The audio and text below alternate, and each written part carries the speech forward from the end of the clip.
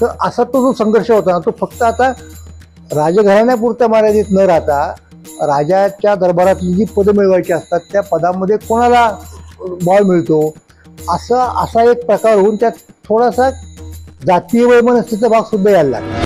तर राघोबांनी जास्तीत जास्त प्रयत्न केला थोरल्या माजावांना त्रास द्यायचा. त्यांच्यामध्ये युद्ध झाली. मग त्या युद्धामध्ये कधी कधी राघोबांनी निजामाची मदत घ्यायची एका बाजूला, दुसऱ्या बाजूला अगदी इंग्रजांची मदत घ्यायची. म्हणजे इंग्रज जे मराठ्यांच्या राजकारणामध्ये घुसले ना, त्याचं कारण राघोबा झाला. म्हणजे हा सत्तेसाठी असलेला संघर्ष लक्षात घ्या, तो कसा नडतो.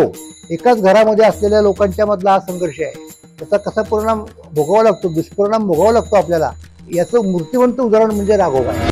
कर्तृत्वहीन जे काही पेशवे झाले ना, विशेषतः धाकटा बाजीराव, त्या काळामध्ये तेव्हापासून महाराष्ट्रामध्ये एक प्रकारचा जातीयवाद आणि जातीय संघर्ष सुरू झाला.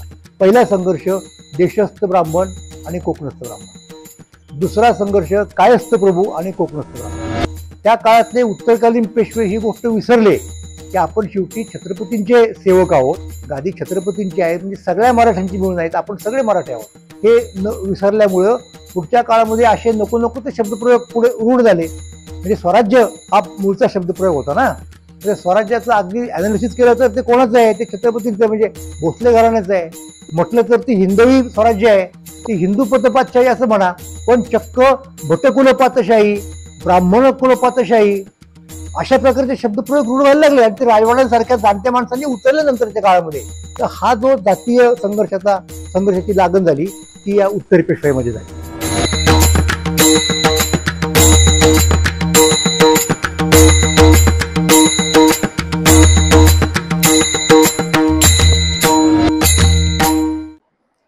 नमस्कार. महाराष्ट्र मंथनमधील मसलहते मसनद अर्थात सत्ता संवाद या मालिकेमध्ये आपणा सर्वांचं मनापासून स्वागत. महाराष्ट्रातल्या सत्ता संघर्षाचा वेध घेत असताना आपण इथपर्यंत आलो की शाहू महाराज औरंगजेबाच्या वारसदारांच्या कब्जातून सुटले आणि त्यांनी दक्षिणेमध्ये येऊन महाराष्ट्रात येऊन राज्यावरती आपला हक्क सांगितला. तेव्हा ताराबाई साहेब आणि शाहू महाराजांचा संघर्ष झाला, ज्याच्यात अंतिमतः शाहू महाराज विजयी ठरले. आता काही लोक शाहू महाराजांच्याकडे राहिले, काही लोक ताराबाई साहेबांकडे गेले. त्यात होतं कसं की काही लोकांना असं वाटणं शक्य आहे की ताराबाई साहेब कशा होत्या, करारी आणि जरब असलेल्या अशा स्वभावाच्या होत्या. त्यामुळं त्यांचा जाच किंवा त्यांच्यामुळे येणारी बंधनं शाहू महाराजांच्याकडे गेल्यामुळं कदाचित गळून पडतील, म्हणून ते आपल्याला सोयीचं होईल असंही काही लोकांना वाटलं असण्याची शक्यता आहे. प्रत्यक्षात काय झालं की एक अनपेक्षितपणे वेगळ्या फोर्सचा उदय झाला. हे मी तुम्हाला सांगितलेलं आहे की अनपेक्षितपणे असं घडत असतं आणि त्याचा परिणाम सगळ्यात त्या पटावरती होत असतो. पारंपरिक जे कुणी मनसबदार सरदार वगैरे होते, मानकरी होते, कारभारी होते, त्यांच्यामध्ये मुख्यत्वे करून मराठे, देशस्थ ब्राह्मण आणि कायस्थ प्रभू यांचा समावेश असायचा. परंतु शाहू महाराजांच्या काळामध्ये अचानकपणे कोकणामधनं देशात आलेल्या बाळाजी विश्वनाथ भट हे कर्तृत्ववान ठरायला लागले आणि त्यांचं कर्तृत्व स्वराज्याला फायद्याचं आहे असं शाहू महाराजांना वाटलं. आणि त्यातला आणखीन एक भाग सांगतो. शाहू महाराजांच्या मातोश्री ज्या होत्या इसुबाई साहेब, संभाजीराजांच्या पत्नी, त्यांना औरंगजेबाच्या वारसदारांनी अजूनपर्यंत सोडलं नव्हतं. तर मग त्यांना सोडून आणण्यामध्ये बाळाजी विश्वनाथचा महत्त्वाचा वाटा आहे. आणि इतरही काही गोष्टी होत्या. म्हणजे आंग्रे आणि शाहू महाराज होतं, आंग्र्यांचा कल कदाचित ताराबाई साहेबांच्याकडे असणार. तर या सगळ्या गोष्टींमध्ये बाळाजी विश्वनाथांनी मध्यस्थी केली आणि त्यामुळं आपोआपच ते नजरेत भरले आणि ते पेशवे झाले. अगोदर पेशवा वगैरे कोण होतं, मोरोपंत पिंगळ्यांच्या घराण्यामध्ये ऑलमोस्ट पेशवाई होती. आता हे नवीन पेशवे आले, त्यामुळं जुन्या मानकऱ्यांना असं वाटायला लागलं की इथे आपल्याला काही फारसा स्कोप नाही, म्हणून त्यातले काही मानकरी निजामाकडे सुद्धा गेले. अगदी उदाहरण द्यायचं म्हणजे धनाजी जाधवांचे चिरंजीव चंद्रसेन जाधव हे निजामाकडे गेले. तर असा तो जो संघर्ष होता ना, तो फक्त आता राजघराण्यापुरता मर्यादित न राहता राजाच्या दरबारातली जी पदं मिळवायची असतात त्या पदामध्ये कोणाला बळ मिळतो असा एक प्रकार होऊन त्यात थोडासा जातीय वैमनस्याचा भाग सुद्धा यायला लागला, स्पर्धेचा भाग यायला लागला. याची आपण नोंद घ्यायला पाहिजे. पण ते काही असो, बाळाजी विश्वनाथने आपली कर्तबगारी दाखवली. पुढे बाळाजी विश्वनाथच्या नंतर त्यांचा त्या मानाने लहान असलेला मुलगा म्हणजे ज्याला आपण थोरला बाजीराव म्हणतो, त्या थोरल्या बाजीरावाला सुद्धा ते पेशवेपद मिळालं. त्यामुळे काही मंडळी आणखी नाराज झाली वगैरे वगैरे. तर हे दरबारामध्ये चालायचं, दरबाराचं एक वेगळं राजकारण असतं. पण अशा प्रकारे बाजीराव आणि श्रीपतराव प्रतिनिधी हे जे दोन गट पडले दरबारामध्ये, एक दक्षिणाभिमुख राजकारणाचा आणि एक उत्तराभिमुख राजकारणाचा, आणि त्यात बाजीरावाच्या भूमिकेचा धोरणाचा विजय झाला आणि मग मराठे उत्तर भारतात पांगले. आपोआपच शाहू महाराजांच्या त्याच धोरणामुळे मी सांगितलं की पूर्वेकडे म्हणजे बंगाल आणि ओरिसा, पश्चिमेकडे म्हणजे गुजरात, अशा प्रकारे, आणि मध्य भारतात सुद्धा थोडं आणखीन वरती हरियाणा वगैरे भागापर्यंत सुद्धा अशा पद्धतीने मराठे पसरले. आणि मराठ्यांची मसनद ज्याला म्हणतो आपण, सत्ता जी म्हणतो, ती जवळजवळ भारताच्या 2/3 भागात प्रस्थापित झाली, प्रत्यक्ष किंवा अप्रत्यक्षपणे. आणि त्याचा परिणाम असा झाला शेवटी की पानिपतमध्ये मराठ्यांना एक फटका बसला. ही गोष्ट खरीच आहे, फार मोठा फटका बसला, सेटबॅक ज्याला म्हणतो आपण, तो पानिपतच्या पराभवामध्ये.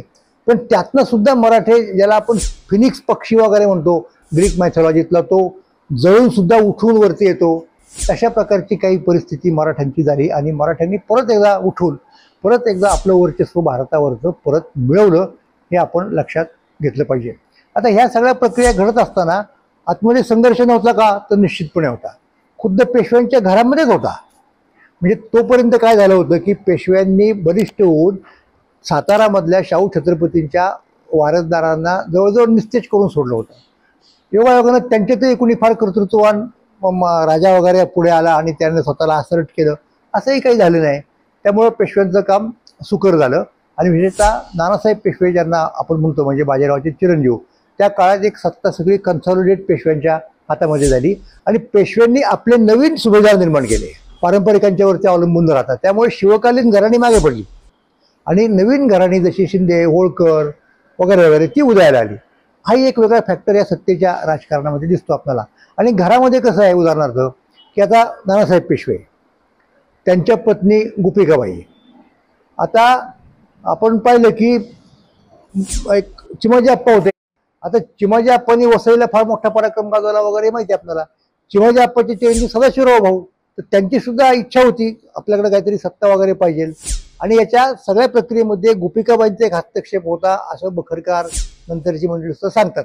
त्याचा परिणाम म्हणा किंवा आणखीन काही म्हणा, पानिपतच्या लढाईमध्ये व्यूहरचना करताना आपल्याला काही एक प्रमाणामध्ये ते नडलं असं म्हणू शकतो आपण. त्या तपशिलात जायचं कारण नाही. पानिपतचा पराभव झाला, नानासाहेब पेशव्यांचा मृत्यू झाला, थोरले माधवराव ज्यांना म्हणतो आपण ते पुढे आले, नानासाहेबांचे चिरंजीव. ही गोष्ट लक्षात घ्या. परत बाजीरावाचे दुसरे चिरंजीव, त्यांना नाही पटली. कोणते? ते राघोबादादा पेशवे. तर राघोबांनी जास्तीत जास्त प्रयत्न केला थोरल्या माधवरावांना त्रास द्यायचा. त्यांच्यामध्ये युद्ध झाली. मग त्या युद्धामध्ये कधी कधी राघोबांनी निजामाची मदत घ्यायची एका बाजूला, दुसऱ्या बाजूला अगदी इंग्रजांची मदत घ्यायची. म्हणजे इंग्रज जे मराठ्यांच्या राजकारणामध्ये घुसले ना, त्याचं कारण राघोबादादा. म्हणजे हा सत्तेसाठी असलेला संघर्ष लक्षात घ्या, तो कसा नडतो. एकाच घरामध्ये असलेल्या लोकांच्या मधला हा संघर्ष आहे. त्याचा कसा परिणाम भोगावा लागतो, दुष्परिणाम भोगावा लागतो आपल्याला, याचं मूर्तिवंत उदाहरण म्हणजे राघोबा आहे. आणि तेवढ्यानी भागलं नाही. इकडे परत जशी तिकडे गोपिकाबाई, तशा इकडे आनंदीबाई. आनंदीबाईंनी धचा मा केला असा एक प्रवाद आहे. आणि त्यामुळं थोरल्या माधवरावांचा भाऊ नारायणराव धाकटा, त्याचा धचा मा झाल्यामुळे गारद्यांच्या करवी त्याची हत्या झाली आणि त्याला जबाबदार राघोबा. इतक्यापर्यंत गेलं. म्हणजे पेशवाई कितपर्यंत खाली गेलो आपण संघर्षाच्या सत्तेच्या. तर असं कधी मराठ्यांच्या घरात सहसा होत नव्हतं. म्हणजे आपल्याकडच्या हिंदूंच्या राजकारणामध्ये हे सगळं तिकडचं बघता होता. मोगल वगैरेचं कायम चालायचं. आपल्याकडे परंपरेने थोरल्याला काहीतरी सत्ता असली पाहिजे अशी एक गोष्ट होती चालत आलेली. तिला एक छेद गेला. आणि त्या काळामध्ये रामशास्त्री प्रभुणे सारखा अत्यंत निस्पृह न्यायाधीश असल्यामुळं त्यांनी स्वच्छपणे राघोबाला या गुन्ह्यासाठी देहांत प्रायश्चित्त इतक्या टोकाची भूमिका घेतली, लक्षात घ्या. आणि इतकंच नव्हे तर ही भूमिका पटली त्या काळातल्या लोकांना, हा जास्त महत्वाचा मुद्दा आहे. म्हणून राघोबाचे पाठीराखे असलेले काही लोक, सखाराम बापू सारखे, लक्षात घ्या, हे इकडे आले. आणि त्यांनी म्हणजे नाना फडणवीस वगैरे लोकांच्याकडे, आणि त्यांनी काय केलं, बाराभाईचं कारस्थान केलं. आणि बाराभाईच्या कारस्थानामध्ये पुढे काय त्याची परिणती झाली की नारायणरावाची पत्नी गर्भवती होती. नारायणरावाची हत्या झाली तेव्हा तिला मुलगा झाला, सवाई माधवराव त्याचं नाव ठेवलं गेलं. आणि त्या लहान मुलाला पेशवाई मिळाली. म्हणजे पाळण्यातल्या मुलाला खरं तर, किंवा गर्भात असतानाच लक्षात घ्या. ही एक आश्चर्यकारक गोष्ट, एक अद्भुत गोष्ट आहे राजकारणामधली, पण ती झाली. आणि ती झाली ती सत्ता संघर्षाच्या त्या पार्श्वभूमीवरती झाली. हा जो मला वाटतं महत्वाचा मुद्दा, तो आपण नजरेआड करता कामा नये. त्या दरम्यान थोरल्या माधवरावच्या काळामध्ये मराठ्यांनी आमच्या गावात एक भोवरा वगैरे खेळ खेळताना एक शब्द असतो, खट उजळणं म्हणतात, म्हणजे रिस्टोर करणं सगळं स्वतःच. ते रिस्टोर झालं. पानपतमध्ये जी पद गेली होती ती आपण परत मिळवली. आणि सुदैवानं तिकडे उत्तरेत शिंदे होळकरांच्या सारखे कर्तबगार सरदार संस्थानिक निपजल्यामुळे आपल्याला ही गोष्ट शक्य झाली. आणखी लोक होते त्या ठिकाणी, विसाजी पंत कादरांच्या सारखे लोक होते. सगळ्यांचं नाव घ्यायची गरज नाही. पण मग आपण दिल्लीमध्ये जे वर्चस्व स्थापन झालं होतं मधल्या काळात अफगाण लोकांचं, ते मोडून काढलं. विशेषतः हे कर्तृत्व महादजी शिंदे यांचं होतं. महादजी शिंदेंनी एका बाजूला अफगाणांना शह दिला आणि दुसऱ्या बाजूला दिल्लीच्या गादीवरती म्हणजे मसनदीवरती ज्यांचा डोळा होता त्या कलकत्तेकर इंग्रजांना सुद्धा शह दिला. आणि हेस्टिंगच्या ताब्यामध्ये असलेला मुघल बादशाह त्याला सोडून त्याची परत प्रस्थापना दिल्लीच्या तख्तावरती केली. आणि अशा प्रकारे त्यामुळं संपूर्ण मुघल दरबार हा मराठ्यांच्या अधीन झाला. आणि कोणाला बादशाह करायचं कोणाला नाही करायचं हे शेवटी अधिकार मराठ्यांकडे आले. म्हणजे ज्याप्रमाणे शहाजीराजांनी मुर्तजा नावाच्या लहान मुलाला निजामशहाच्या गादीवरती बसून राज्यकारभार चालवला, तशा प्रकारे जवळजवळ म्हणू शकतो आपण की मराठ्यांनी दिल्लीच्या मोगलांच्या बाबतीत केलेलं आहे. की नावाला सत्ता त्यांची कॉन्स्टिट्युशनली ज्याला म्हणू शकतो आपण औपचारिकपणाने, परंतु प्रत्यक्ष चालवणारे कोण तर मराठे. हा फार महत्त्वाचा मुद्दा मला असं वाटतं. आणि त्यामुळे मराठ्यांच्याच काळामध्ये हा एवढा विस्तार झाला मराठी सत्तेचा. आणि त्या विस्तारापेक्षा महत्त्वाची गोष्ट कोणती की परकीय सत्ता ज्या आल्या असत्या आणि त्यांनी संपूर्ण उत्तर भारत ताब्यात घेतला असता. अगोदर कदाचित तो अफगाणांच्या ताब्यात गेला असता. लक्षात घ्या, मराठ्यांनी उत्तरेत जाऊन इंटरव्हेन्शन केलं नसतं तर. आणि दुसऱ्यांदा इंग्रजांची सत्ता आपल्याकडे लवकर आली असती. ती तिथे मराठ्यांच्या हस्तक्षेपामुळे या दोन्ही संकटांपासून मराठ्यांचा सुरुवातीच्या काळामध्ये निश्चितपणे बचाव झाला. त्यामुळे दक्षिणाभिमुख राजकारण करून फार बरं झालं असतं. हा जो पक्ष आहे भागवत शेजवलकर इत्यादी लोकांचा, तो मला तितकासा पटत नाही. आपण उत्तरेत गेल्यामुळं भारताचं रक्षण झालं, ही गोष्ट अगदी पूर्णपणे सत्य आहे. आणि हे सत्य आपण नाकारू शकत नाही. हा तो मुद्दा आहे.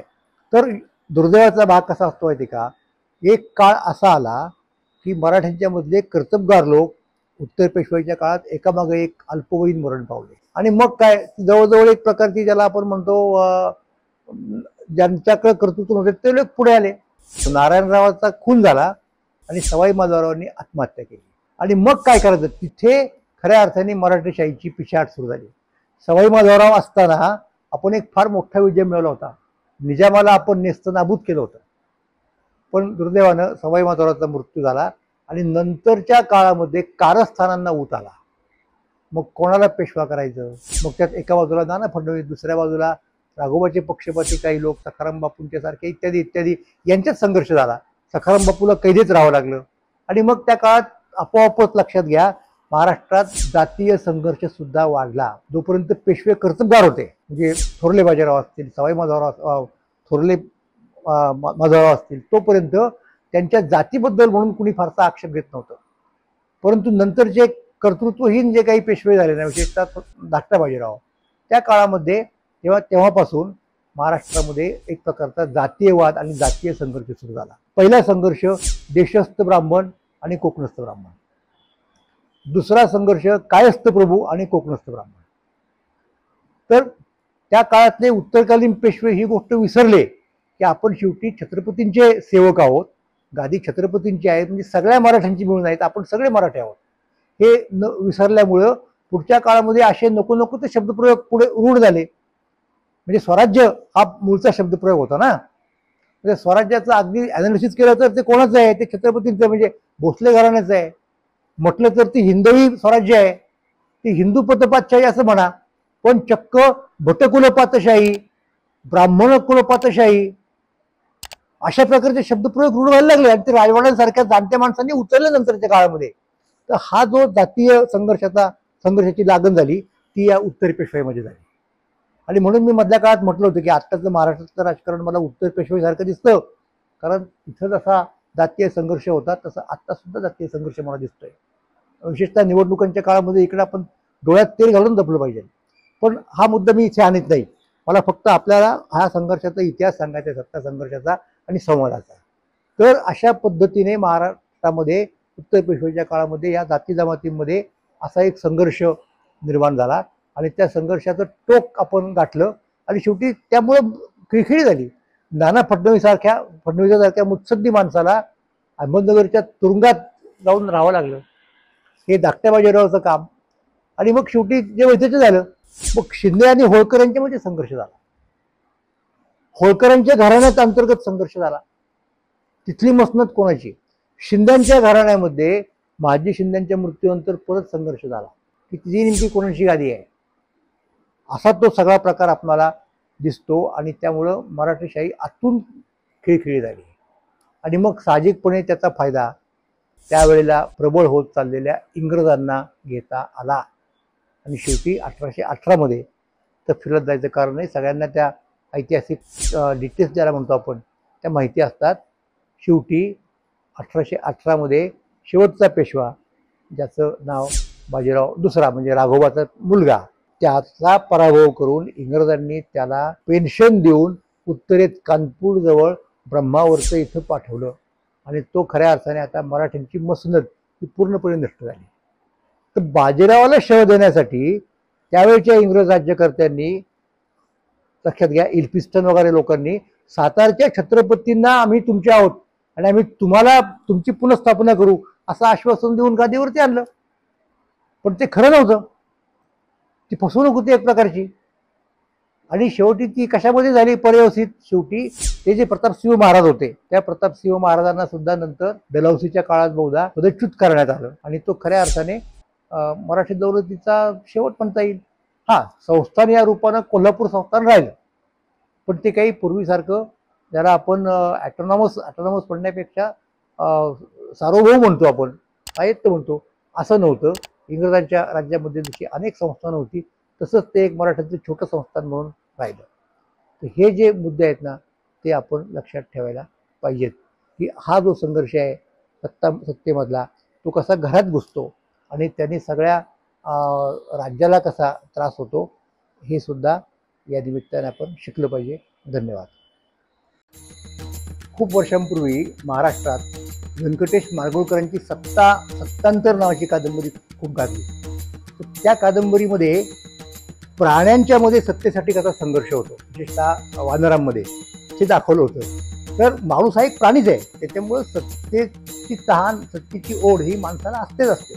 पण ती जी ओढ आहे नैसर्गिक ती सोफिस्टिकेट होत होत होत होत आपण लोकशाहीपर्यंत आलो. तेव्हा सत्ता शेवटी कशासाठी? प्राण्यांच्या संदर्भात हा प्रश्न पडत नाही. त्यांना सत्ताच गाजवायची असते, आपलं वर्चस्व गाजवायचं असतं. पण माणसाच्या बाबतीत मात्र सत्ता कशासाठी? तर त्याचं एक उत्तर आहे की सत्ता आपल्या धर्माचा प्रसार करण्यासाठी. मात्र महाराष्ट्रातल्या मराठ्यांनी जी सत्ता गाजवली ती धर्मप्रसारासाठी नव्हती, हे मात्र इथे सांगायची गरज आहे.